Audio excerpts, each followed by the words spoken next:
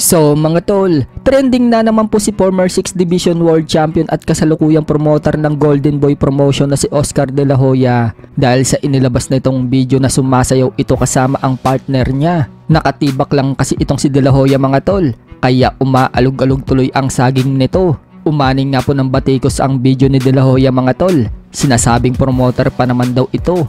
Subalit naglalabas umano ng ganitong video. Sumagot naman si De La Hoya mga tol sa mga nagkikriticize sa kanya. Aniya, for fun lang daw umano yung ginagawa niya. Normal lang din daw sa kanya yung mga ganong bagay. Hindi pa nga po nakontento si De La Hoya mga tol. Sa isang video, pinagsusuntok pa niya ang Cocomelo ng partner niya. Ginawa ba naman punching bag? Nagbigay nga din po ng pahayag si De La Hoya mga tol tungkol kay Canelo Alvarez kung sakaling nakalaban umano niya si Canelo. Easy lang daw niya itong tatalunin. Napaka-flat-footed daw kasi itong si Canelo. Sa mga hindi po nakakaalam mga tol, matagal na nga pong may alitan itong si Canelo Alvarez at Oscar De La Hoya. Dating hawak nga po ni Oscar itong si Canelo. Umalis si Canelo sa puder ni Oscar mga tol dahil kinukupit umano ni Oscar ang mga kinikita ng mga boksingero. Sa kabilang banda naman mga tol, pinangalanan na nga po ang boksingerong makakalaban ni Marlon Tapales sa September 7 sa Cambodia. Yan po ang taga-India na si Saurabh Kumar. May record na 11 wins, 1 loss and 1 draw with 6 knockouts. Sinasabi nga po ng karamihan mga tol na easy fight lang daw ito kay Tapales. Round 1 na naman daw ulit ang itatagal nito.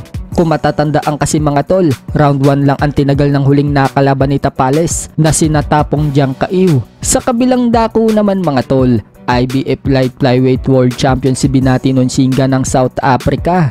Dedepensahan ang titulo niya ngayong October 12 sa Japan kontra sa former world champion Japanese Masamichi Yabuki.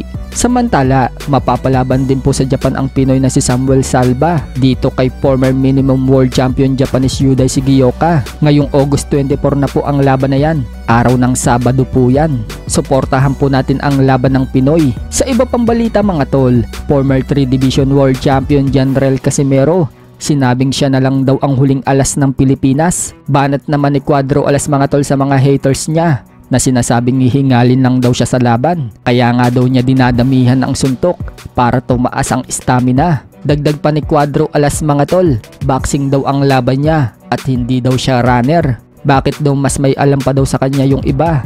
Sila na lang daw kaya ang magboxing. Tutal, mas marami pa pala silang alam kaysa sa kanya. Sa isang video naman mga tol, napasabak ng sayawan si Casimero. Umaten kasi ito ng kasal. Sumali pa ng palaro si Cuadro Alas. Ubusan ng Sanmig, pero hindi po nainom ni Casimero yung Sanmig mga tol dahil bawal sa kanya ang uminom ngayon. Hindi ko siya umiinom? Bawal!